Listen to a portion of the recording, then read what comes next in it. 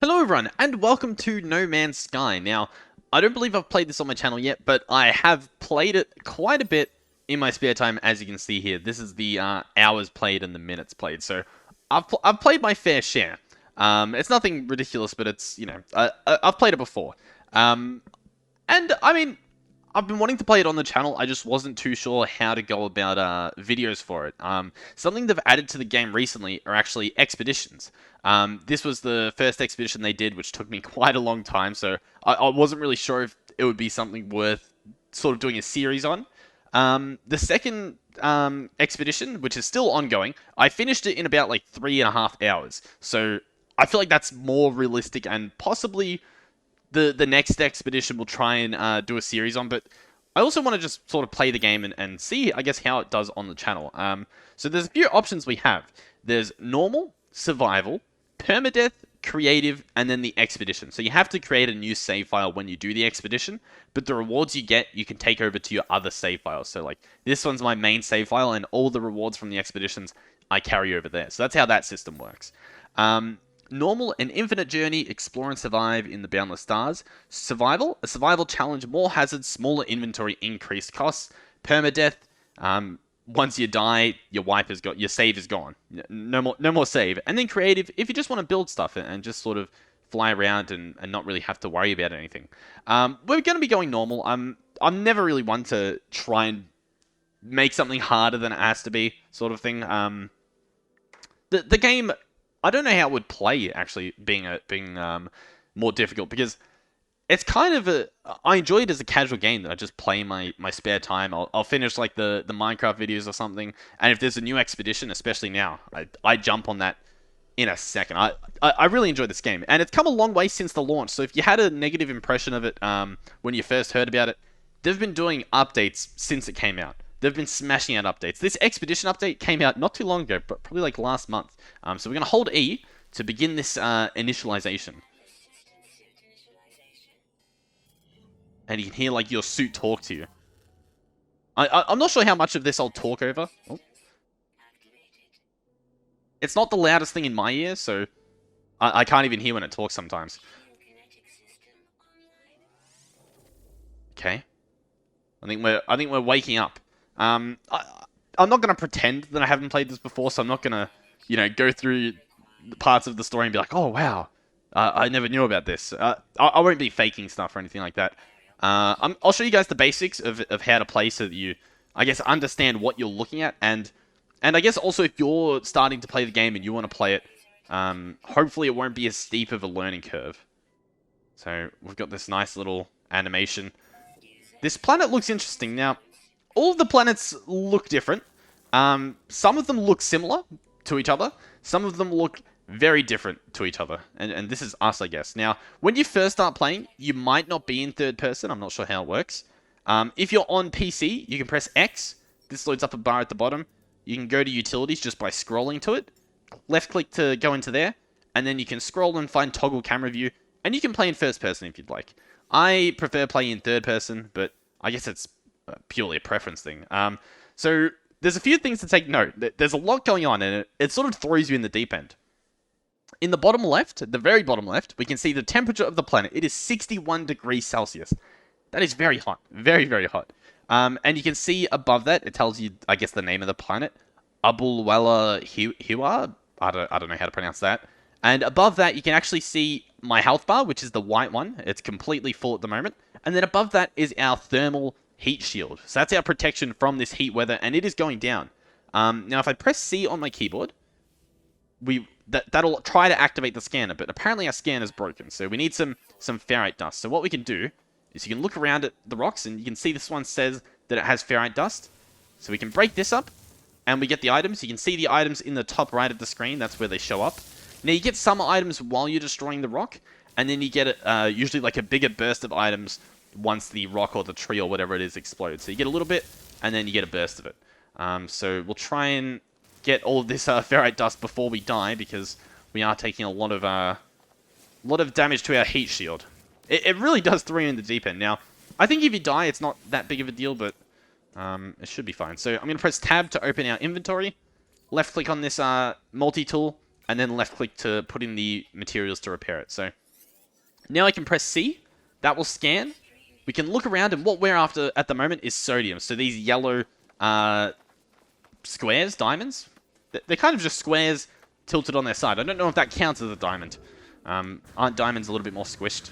I don't know. But anyway, this is what we're after. In the bottom right, you can see the very left icon in the bottom right is our jetpack. So that charges up when you're not using it, unless you get certain upgrades.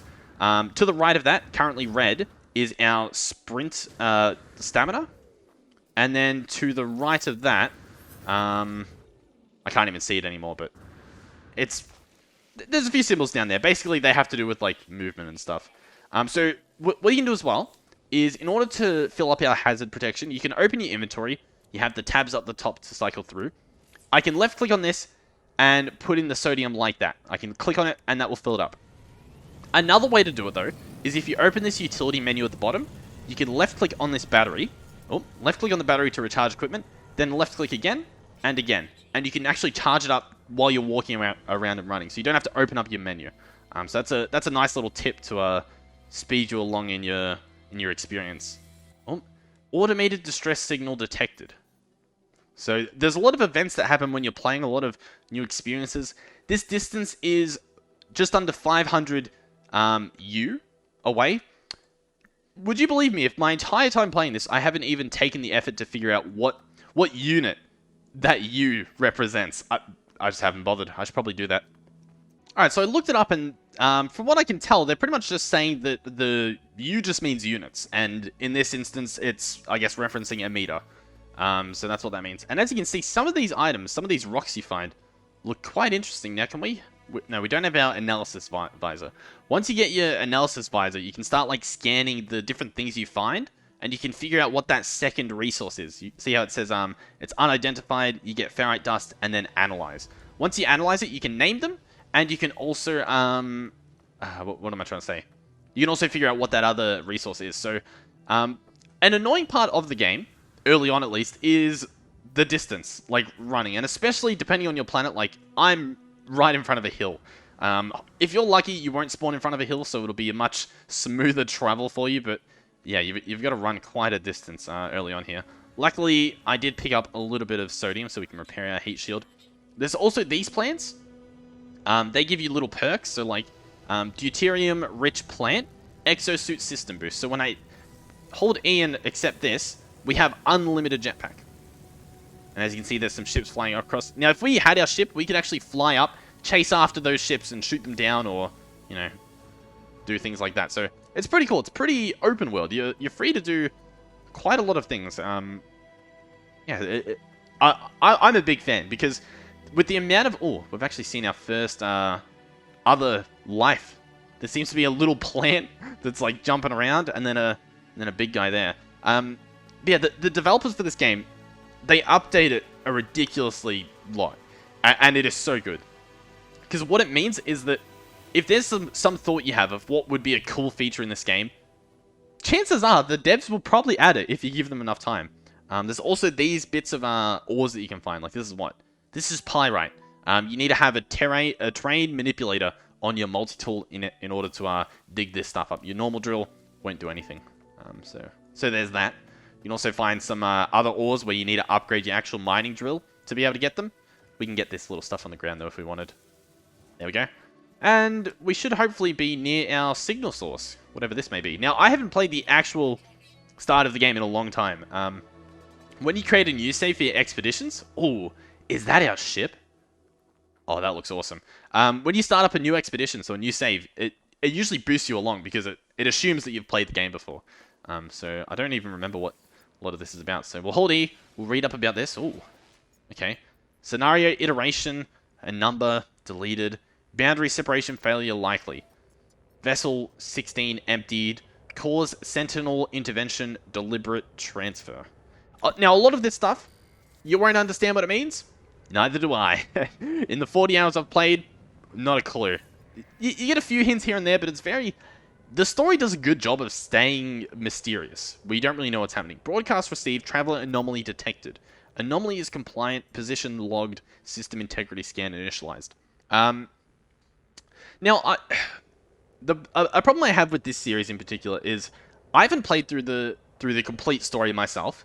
I don't know if it's worth spending the time to read that stuff. Like, you guys watching, I don't know if that's why you're watching. Like, you want to see the story, you want to hear about that stuff, or if you actively don't care and you're like, oh my god, I can't believe he sat through and listened to that thing. So let me know in the comments what you feel about this video as a whole, what you enjoyed watching, what you didn't, and I'll try and you know, work towards making it better. So we can check out this thing. You can take this goop if you want, or you can hold your middle mouse button to delete it. You don't need it. Then you can exit it, hold E on it again, and you usually get some things. So we've gotten a thermal protection module. So we can open up our inventory. Here it is here. Now, normally when you want to create a technology or some sort of upgrade, you have to press E on an empty slot, click the upgrade you want, and put in the ingredients.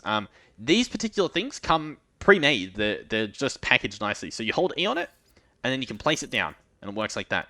Now, with some of these things, you can actually place them next to each other, and as you can see, it's put a white line around it, so a white border. So you hold E, or you just press E on it to be able to move it. No white border. When you link them up, white border. And this actually, as far as I'm aware, improves the efficiency. So both of these now will perform a lot better. Now, maybe not a lot better, but better now that they're next to each other. So you do want to organize your inventory a little bit. And the way your inventory works is you can upgrade all of these slots to be usable. You also have a technology part where only technology can go in there. So if we pick this up and place it in there, that goes in there, whereas our ferrite dust does not.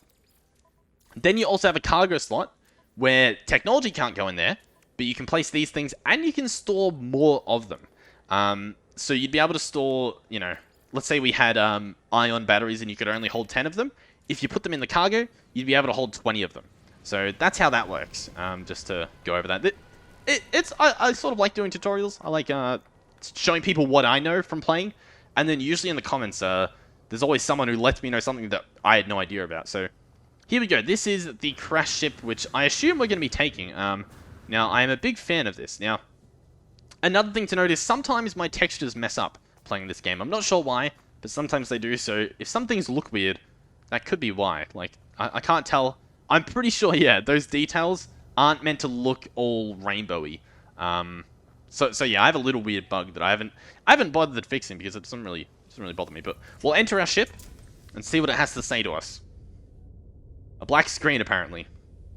Oh, here we go.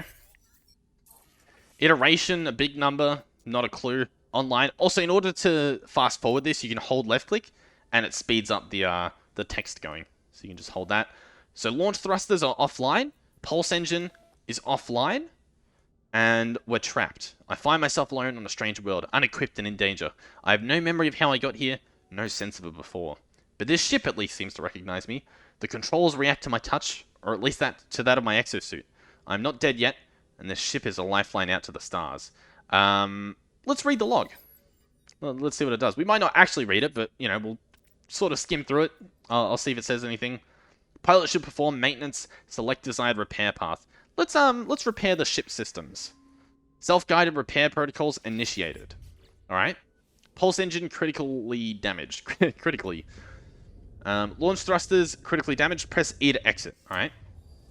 Let's hop out. And as you see there, we've already had our first multiple choice. We could have linked our exosuit to the ship, or whatever that other option was, or we could read the log. So you do get multiple choice questions. Some of them, if you answer wrong, you miss out on an opportunity.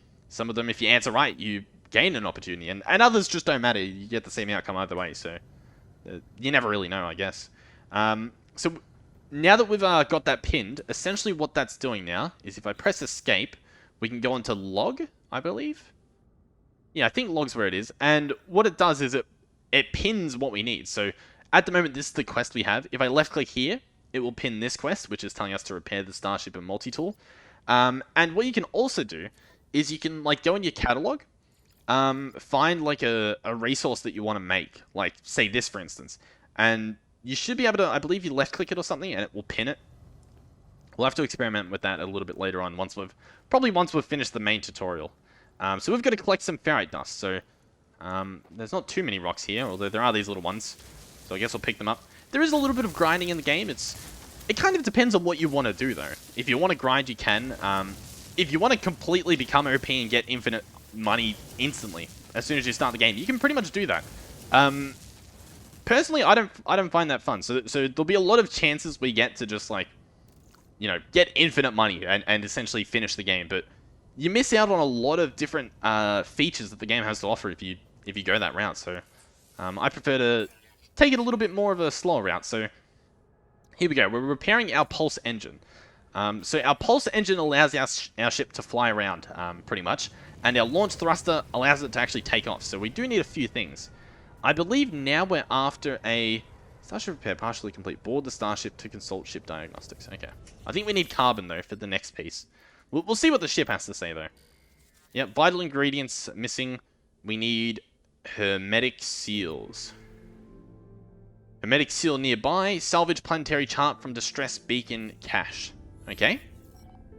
Let's exit our ship and go and try and do that. So apparently in this guy, we will get a location for the supplies of the hermetic seal. I'm not too sure. We're going to take the planetary chart. So planetary charts, there's a few of them. Some of them take you to different places. This one is apparently going to take us to a distress signal. So you can read all that information there. So we're going to hold E. It'll do a cool animation. Now, if you don't like this animation, if you're in space when you do it, I'm pretty sure it just does it instantly. You don't have to watch the animation. Once again, just something I've picked up from playing. It might help you out if you're watching this and you've played before. You might be like, oh, okay. So this is the part of the tutorial that I'm not really a fan of. I've now just got to run. I've got to run 900 meters, essentially. And that's it. It feels almost lazy, right? Because it's like, okay, now for 900 meters, I don't have fun. Because I can't really do anything else. I'm in a tutorial. But I've just got to run. I can imagine if it's your first time playing, it might be cool because you get to experience everything. But at the same time, I'm not sure if it is. Because you've just got to run. Now, it's not a crazy distance. Like, I'm not running, an insanely long time. But it's still long enough where it's like, did I have to? Why couldn't this be closer? But yeah, it's pretty cool. So I guess, luckily for you guys, I can probably just cut this out. So I'll meet you guys there. Oh, and as you can see, weather warning, wall of flame detected. What that means is we've essentially got a big storm coming from the planet, which will probably hurt. So if you're near your ship, you can hop in it and be safe. But of course, we are traveling 500 meters this way, so we're not near our ship. So we're just gonna have to tank it. So hopefully we come across a bit more sodium on our travels, and we can make up for that. Some of these things I sort of know what need. Like this is dihydrogen. Spawns a little bit differently to, most other things like ferrite and carbon. So I'm just picking it up, saving me some time. And yeah, when there's a storm happening, it's very hard to see. And as you can see in the bottom left, our health drains rapidly and our shield drains even faster. Now, we saw to fix up our shield, we use sodium. To fix up our health bar, we actually need to get some oxygen. So those are what the red squares or red diamonds are. So some ores and stuff could have oxygen in them, but usually this is how you'll find it. You'll come across it on the ground, and then we can repair our thing here. Look at this guy, absolutely disgusting. Oh my god. Yep, great experience traveling through the horrific planet that this is. Now I think you can get different planets. Like I think in one of my playthroughs I might have spawned on a cold planet. I could be lying. That might not be a thing, but there definitely are different types of planets, so if you're not a fan of this, don't be alarmed. There are nice planets. You can go on a planet that doesn't have these storms, and it's just peaceful, and it's beautiful. Sadly, this is not that planet. Here we go. Here is where our distress signal has taken us to. It seems to be a structure of some sort, so we can check it out, and more importantly, we should be able to walk inside it and be a little bit safe from the elements. And our heat shield should actually fill itself up, so you don't actually have to use sodium if you're close enough to some of these places. And some of these places have things on the walls. You can see my textures are messed up. I don't know how to fix it, but once again, it doesn't really bother me. Maybe I should look into it now that I'm actually recording footage for this, but I don't know. To be honest, I don't know if other people have this issue. If they do, then maybe it's something worth noting. But yeah, you can normally find little things in these little rooms. So we have a encrypted navigational data. We can hold E on that and we get a nice little piece of navigation data. There's also a damaged machinery here, so we can do the same thing. See if we get a recipe of some sort. Sometimes you just get nanites. Yep, so there we just got, what? 30 nanites. So there we go. Here's a holo archive. Holding on it, see what we get. Something about logs being corrupted. No one making this recording in case leaving behind in the fabricator might be of some use. So I assume this is where we're going to get our hermetic seal. Recover the supplies. The log finishes and the machine whirs to life, spitting out supplies. I have the hermetic seal. I need to repair my ship. Whatever it was that led me here, whoever left this message, perhaps they found themselves in the same situation as I do now. So there you go. There's some nice little story that happens. What's this on the wall? Check stock transfer. There we go. We got some credits. We got 1,200 credits. Beautiful. Now do you know what we can do? We can run back to our ship. Beautiful. Ooh, we actually have our visor. Or no, we're going to repair our visor with a carbon nanotube. Okay. Do we have that? So we're going to press E and start crafting our visor. So we need a nanotube for it. Let's see if we can make one of those. Carbon nanotube. We need 50 carbon. Can we pin this? Is that possible? I know there's a way to pin it. I don't know if it's maybe locked at the moment. Or I'm probably just pressing the wrong thing. So we need carbon. Now, cool thing is, you actually, I'm pretty sure you're able to pretty much mine things from a crazy distance. That tree I was mining disappeared. That one didn't though. So see, we can mine this, and then once it breaks, which the trees are pretty strong, especially with this starting tool, we should get the carbon. Another thing to note is that you can see the numbers. The numbers obviously represent the damage that's being done, so like how quickly it's burning. And then in the top right, you can see a bar filling. As that fills, it does more damage, but it also can overheat. And when it overheats, it stops working until it, doesn't overheat, I guess. Let me try and show that off. So I'll just chop down 2 trees here and try and overheat it. Now, another important thing to note is that this tool uses carbon, so make sure you have enough fuel to repair it. So there we go, it's overheated. You just have to wait for it to, stop overheating. It's not too bad. So here we go. Carbon nanotube. Go back to our multi-tool. Now, you can use the A's and D's and the Q's and E's to cycle your inventory. It would be a good habit to get into, but it's... yeah. So sometimes it can be annoying, because you press E to move technologies, right? But E also changes the tab. So sometimes you have a few issues, but it should be fine. So now we have our visor. So we can look around, we can see things. We can press 1 and 3 to cycle between modes. So there's location, services unavailable. And then here's it. Here's the main thing, the analyzer. So we can find something like, for instance, whatever this is. I don't even know what it is. It seems to be some sort of carbon plant. We can hold left click on it, and it starts scanning it. And there it is. It's scanned. G spice something something. So what I could do is I could press escape. I can go into the discovery tab, which normally opens instantly. And here's our thing that we can see. Clearly, the textures are a bit messy, but I can rename this. So I might call this something to do with a helix, because it kind of looks like a double helix, doesn't it? Does it look like a triple helix? Maybe? In a weird way? I might call this the triple helix. So I can just call it triple helix, press left click to accept, and that will upload it. And then, guess what? I can't change what it's called. I can change the name of the planet, apparently, but I can't change the name of what that plant is called. So if you spell it wrong, it is there forever. As far as I know, it is there forever. So, yeah. Be aware. If you make a spelling mistake, you might have to just up and leave, find a new place. But what we can do as well is check out what this extra resource is. So you can see on the left all this information. Metal content, 64%. Formation process, living stone. Notes. High surface temperature. Primary element is the ferrite dust that we could see. And the secondary element is actually basalt. So we can hold left click, mine this up. And we should have a little bit of basalt. I don't know if I've ever seen this before. Typically found on planets with a volcanic environment.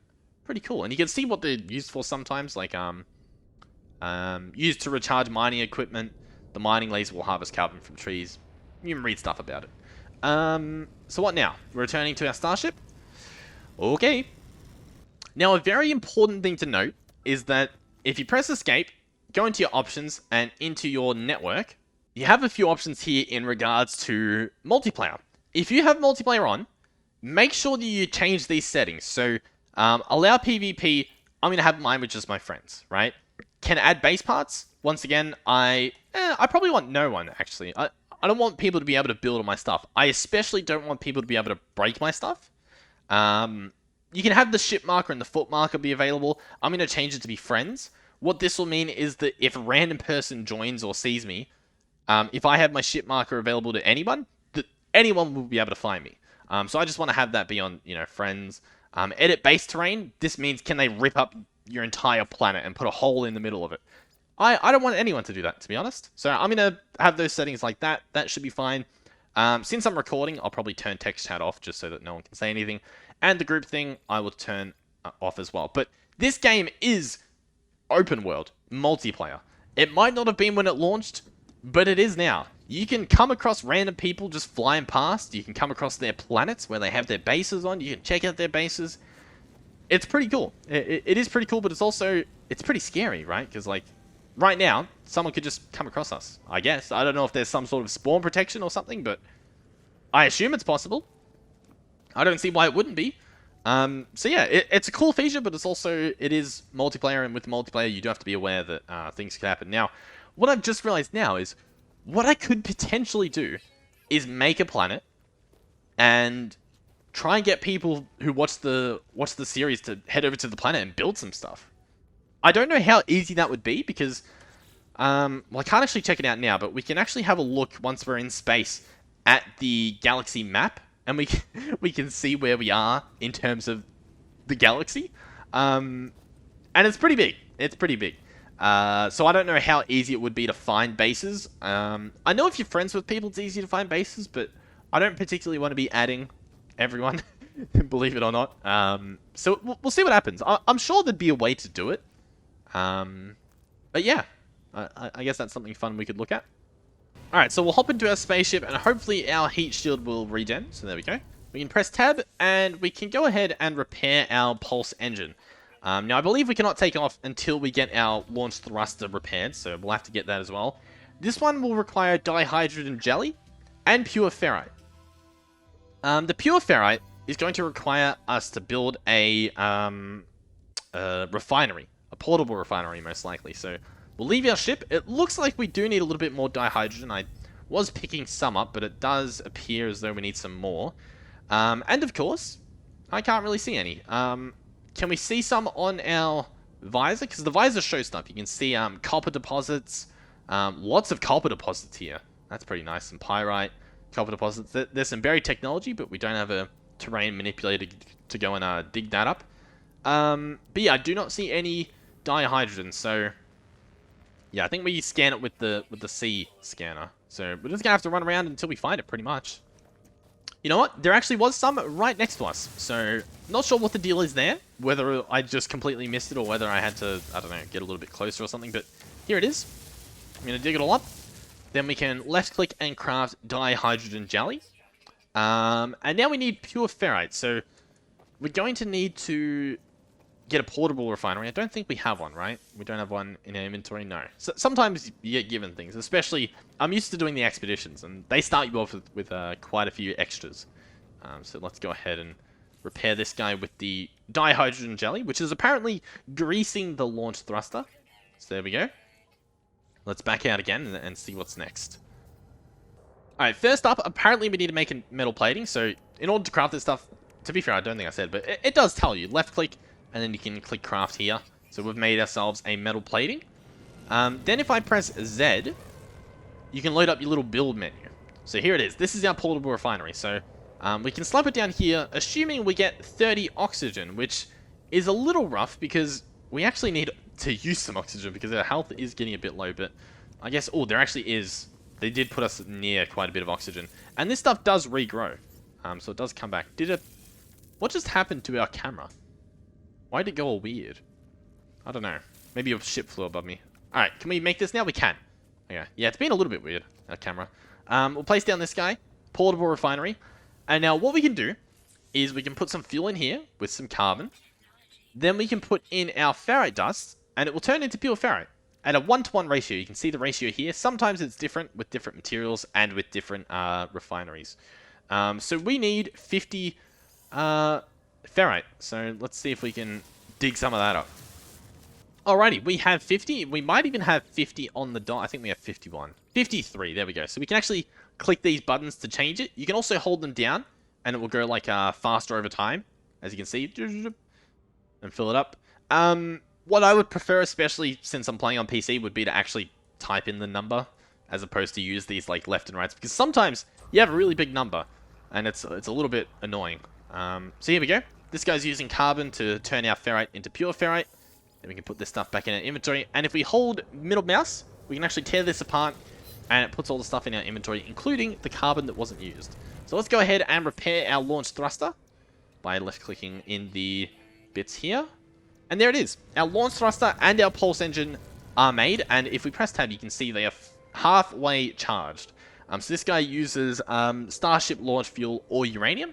This guy uses tritium or pyrite. So we have a bit of pyrite on the planet, and then the Starship launch fuel we will probably have to make using dihydrogen and metal plating, if we need to. Let's hop in and see what it says. Okay, it says nothing at all. What we're going to do is hold W to take off. And there we go. We are up in the world. So the way that the steering works is it's sort of like, there's like a circle, as you can see, and then another circle in the middle. And when I do this, when I'm moving it around, the ship doesn't move. But when I go out of the circle, it sort of like tugs the ship in that direction, depending on how far I move the mouse. Another thing to note is when you're above the planet, you can't completely hover. You can't hold brakes. So what that means is if you're trying to like do something on the ground, you can like fly past it. It can get really annoying. It is something to note. You can also spin your ship around. So if you wanted to, we could fly like this and do all that. And the other thing is, if we open our utility menu, I believe we can go third person, which is also how I like to play normally. Because now you can sort of see the whole ship, you can see what it looks like. When we start going faster, it looks a little bit cooler. Now, it could get dizzy. The game is in VR as well, so it could get very, very dizzy. But what we're going to do is fly up by holding W, and we can also hold Shift, and Shift will boost it even faster. Much faster. So here we go. We are leaving the atmosphere. We're in the Kogawaj system. I've discovered this. So there you go. If you're in a system that someone else has discovered, it will let you know. And here we are, we're in space. Now, we do have blasters. So what we can actually do is, well, for one, we could fly through a rock. And, I mean, you know, it damages us, but we get a little bit of stuff. Or what you can do is you can just shoot the things. And this is pretty much how you mine.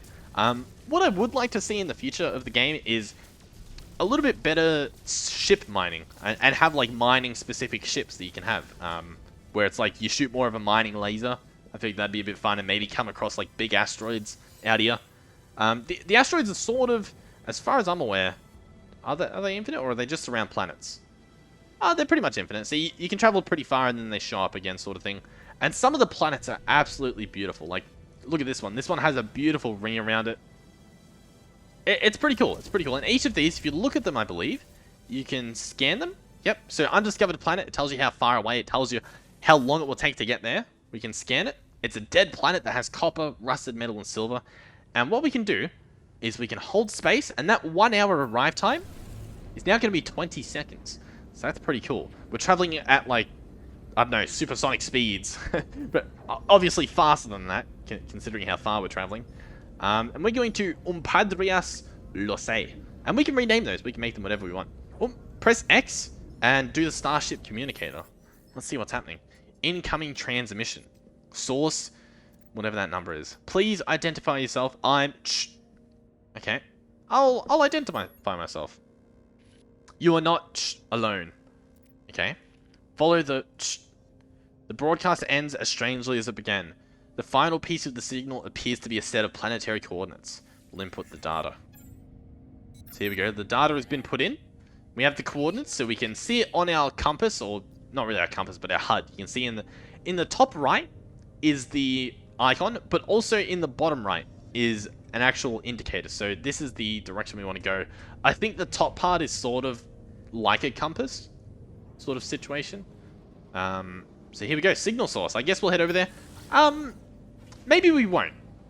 The reason we won't is I'm not too sure how to do these videos. I'm not the biggest fan of the story, in terms of repeating it.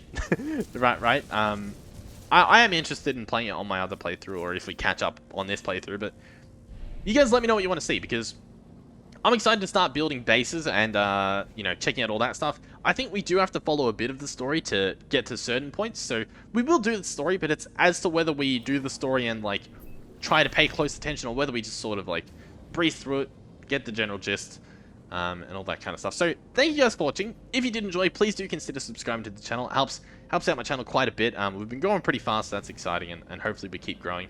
If you like the video, you can do that too. You can like it. That's pretty much it. We have other series for like modded Minecraft and stuff if you're new here. And on those we have servers where you can join and play. All of that information is in the Discord link below. You can also donate to us. I say us, it's mainly to me, but the donations at the moment are going towards the server. Or the servers, because we have multiple. So if you want to do that, you can as well. Hopefully I will see you guys in the next one. I enjoyed this game. I'm not sure how many videos I'll do on it. I guess it depends on how people react to it, and what I can think of to do for the videos. So yeah, thank you guys for watching, and hopefully I will see you guys in the next one if it happens. Goodbye. Oh, actually, just before I go, an important thing to note is the saving system of this game. If I go to leave right now and quit to mode select, your game was last saved 9 minutes ago. So I do not want to quit.